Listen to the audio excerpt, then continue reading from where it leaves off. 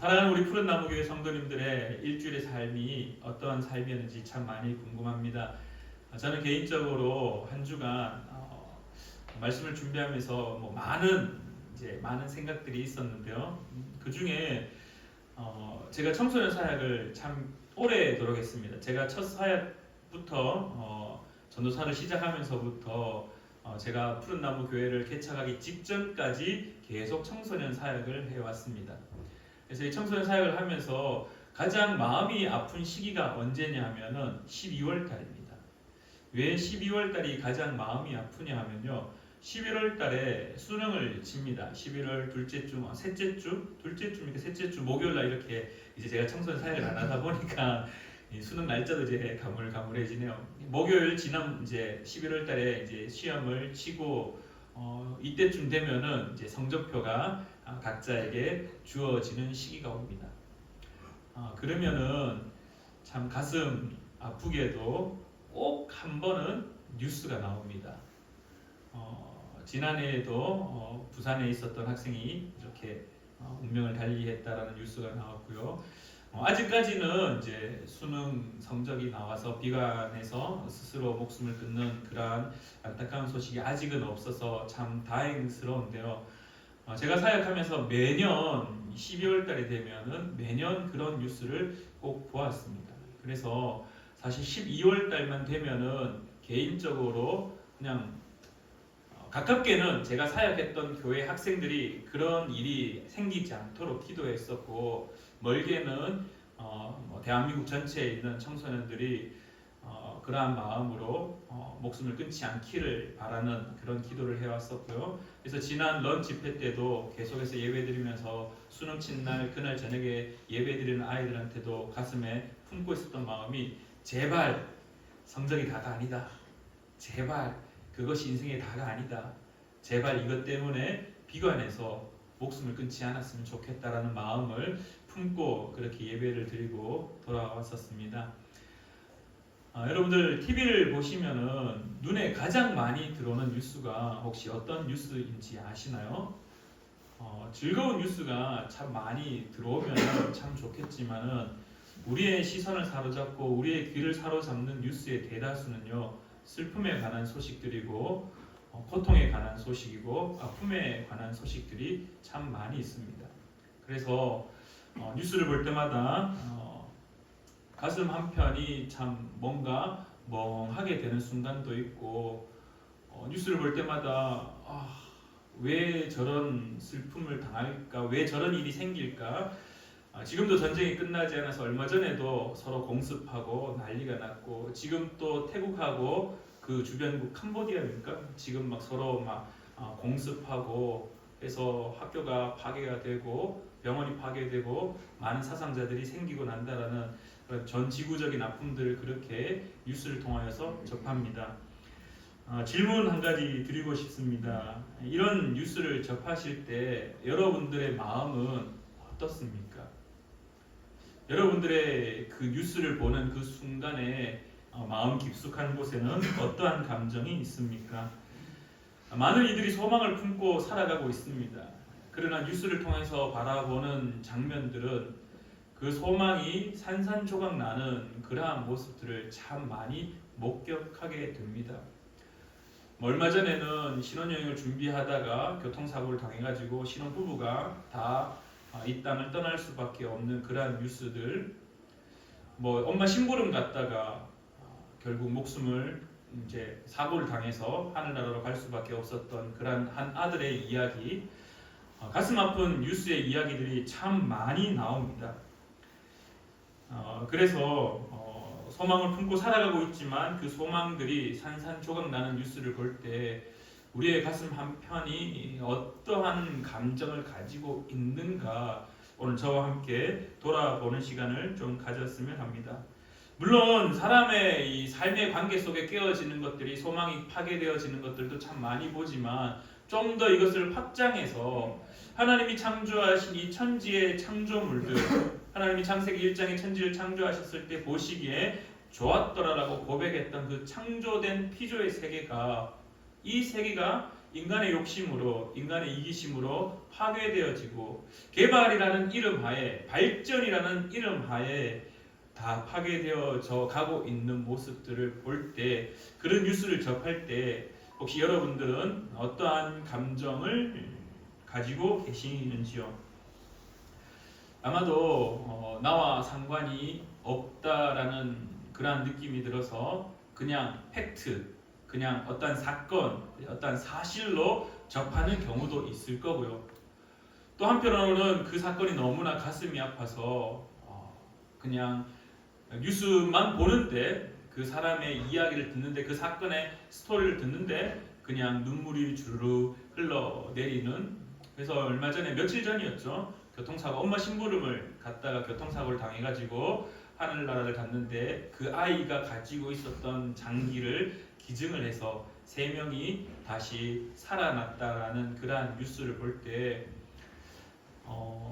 한편으로는 그 아들을 향한 소망을 품고 살았던 그 부모의 마음, 그냥 다 와르르 다 무너지는 모습들. 그러나 한 명의 희생을 통하여서 또 3명이 다시 회복되어지는 그러한 뉴스.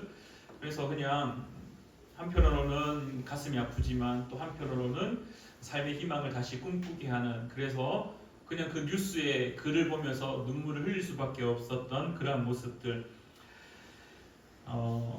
삶을 살다 보면은 내가 무엇을 해야 될지 모를 정도의 난감한 상황이 다 주어지고 있습니다. 그래서 오늘 성경은 우리에게 이렇게 표현합니다. 이와 같이 성령도 우리의 연약함을 도우신다라고 이야기합니다.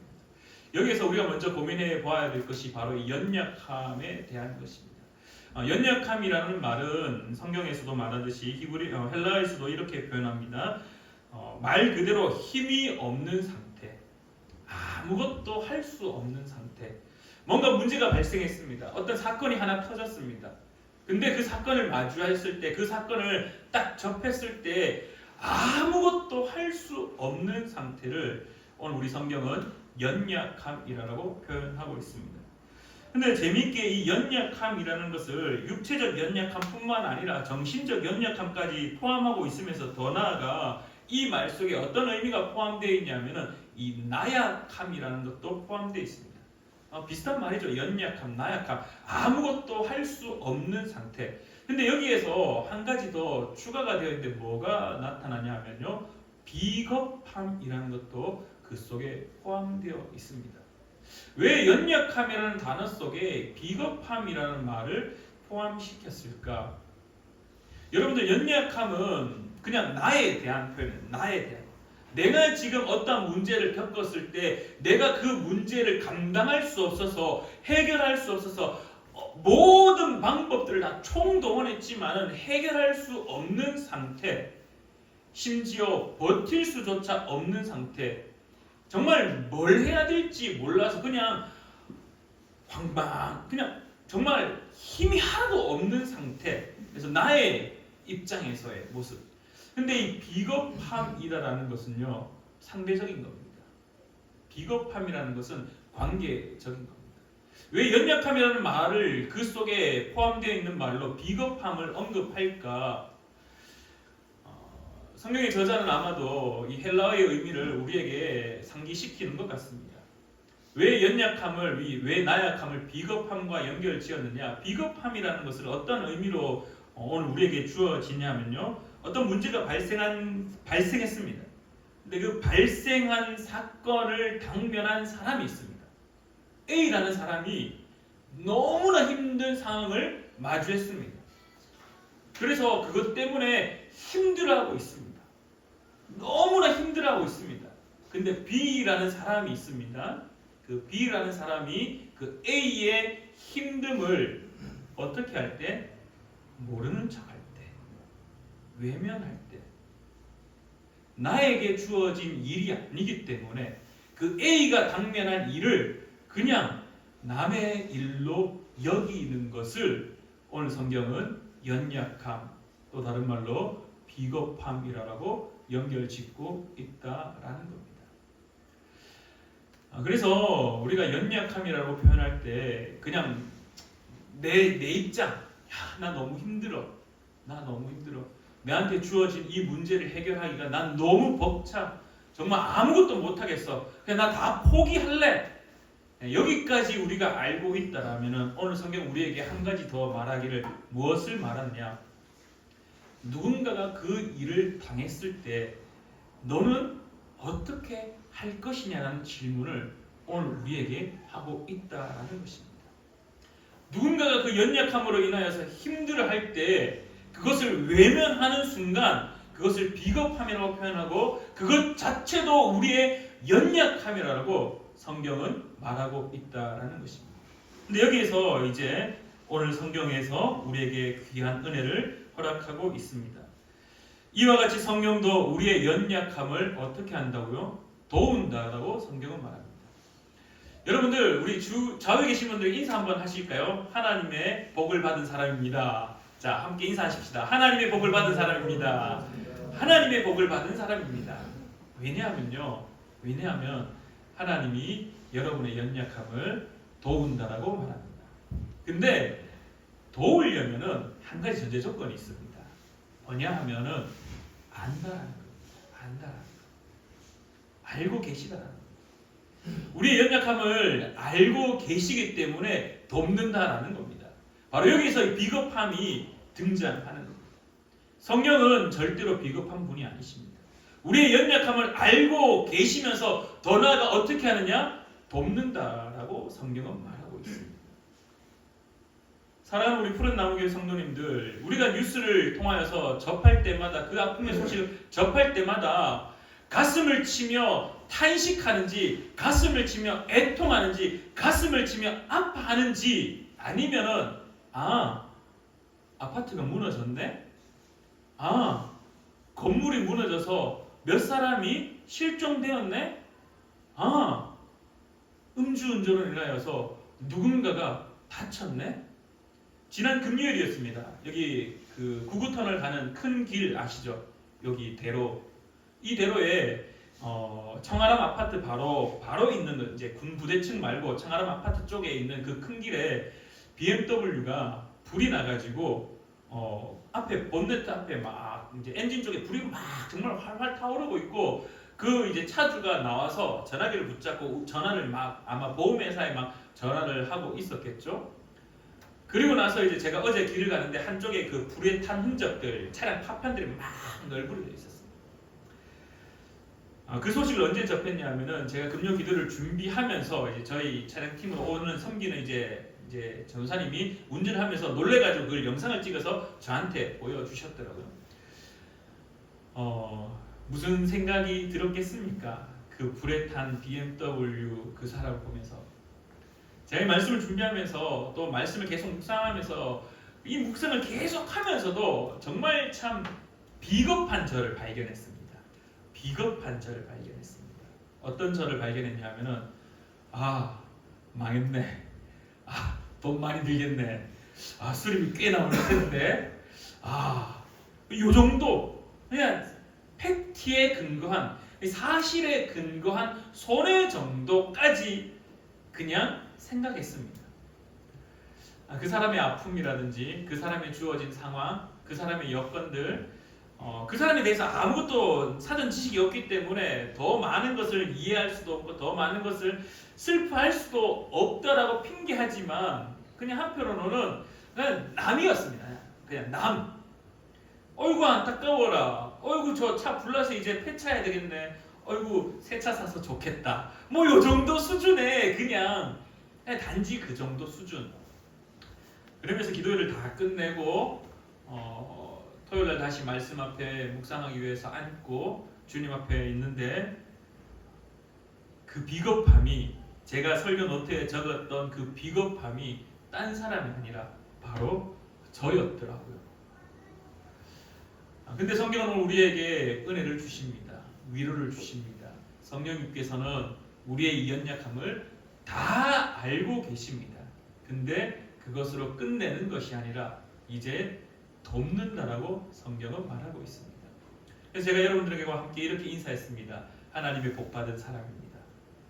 세상의 모든 사람들이 다 내 마음을 다 알아줄 줄 알았는데 다 내 마음 같은 줄 알았는데 다 나를 위로해 줄 줄만 알았는데 내가 큰 일을 당하고 내가 어려운 일을 당하면은 아닙니다. 위로해 줄 리가 사실 많이 없습니다. 정말 손에 꼽히는 몇 명 외에는 그냥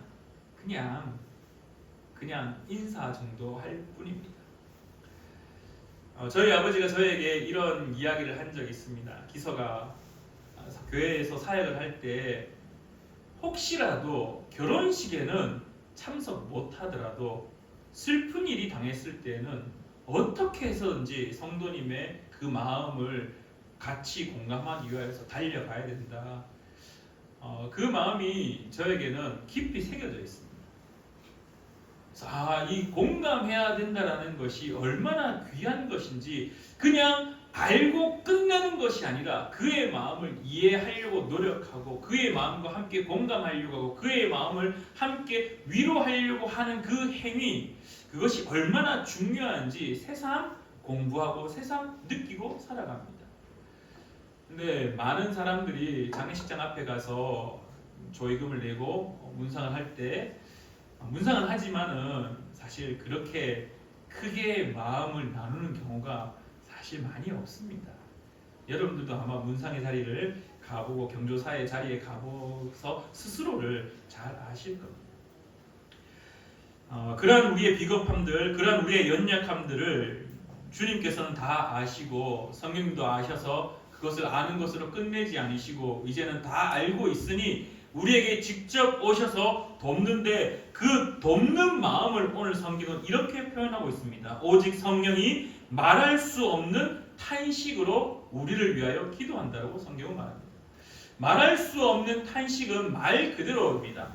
어떤 말로도 표현할 수 없는 만큼 내용이 중요한 것이라 오늘 이 본문 말씀 속에 우리가 바라보아야 될 것은 그 성령님의 그 우리를 향한 마음을 우리가 깨닫기를 간절히 축원합니다. 우리에 대해서 다 알고 계십니다. 다 알고 계십니다. 근데 그 다 알고 있으면서 우리를 돕고자 하는데 그 마음의 중심이 어떤 마음이냐 하면은 어떤 말로도 표현할 수 없을 만큼 우리의 마음을 알고 탄식한다는 말. 이 탄식은 또 다른 말로 애통한다. 애통한다. 가슴을 치며 내 너의 연약함을 알기에 내가 너를 붙잡아 주겠다. 내가 너의 손잡아 주겠다라고 주님께서 우리를 향하여 말씀하고 있다라는 겁니다. 무엇이 큰 위로입니까? 그리스도인에서 삶에 있어서 가장 큰 위로가 내 문제가 이렇게 있을 때 그 문제를 위해서 기도할 때 그 문제가 완벽히 해결되는 것이 큰 은혜입니까? 그것은 결과에 불과한 겁니다. 결과에 불과해요. 오늘 성경은 우리에게 말하는 것은 그 첫 번째 출발의 시간부터 말하고 계시는 겁니다.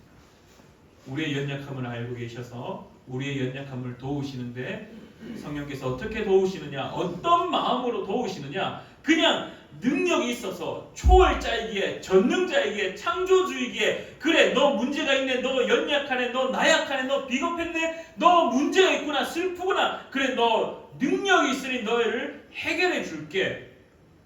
소원을 들어주는 진이와 같이 그런 능력만을 허락하는 것이 아니라 그냥 문제만을 해결해 주는 단순 문제의 해결자가 아니라 우리의 마음을 알고 우리의 연약함을 알고 가슴을 치며 통곡하며 애통하며 탄식하는 마음으로 우리의 어떤 연약함, 우리의 슬픔, 우리의 아픔을 위하여 위로되기를, 일어서기를, 다시 회복되기를 기도하고 있다라는 겁니다.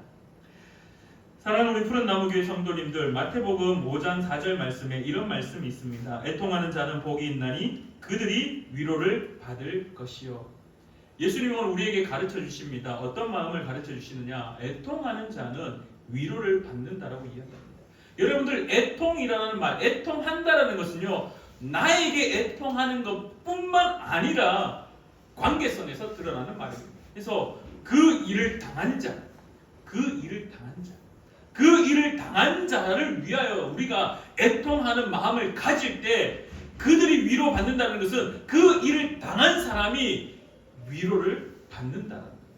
오늘 이 마태복음 5장 6절 말씀이 5장 4절 말씀이 바로 로마서 8장 26절에 그대로 투여가 되어 있다.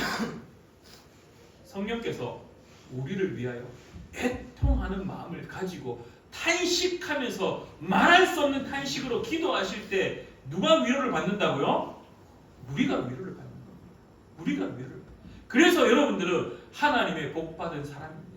문제가 해결되어서 내게 주어진 삶의 문제가, 삶의 질이 더욱더 평안해지고 더욱더 뭔가 문제가 해결되어서 할렐루야라고 외쳐서 복받은 것이 아니라 하나님이 나의 연약함을 아셔서 나를 위하여 애통하실 때 그 애통하는 마음 때문에 우리가 위로를 받는다라고 성경은 말하고 있다는 겁니다. 여러분들 오늘 대림절 세 번째 주일입니다.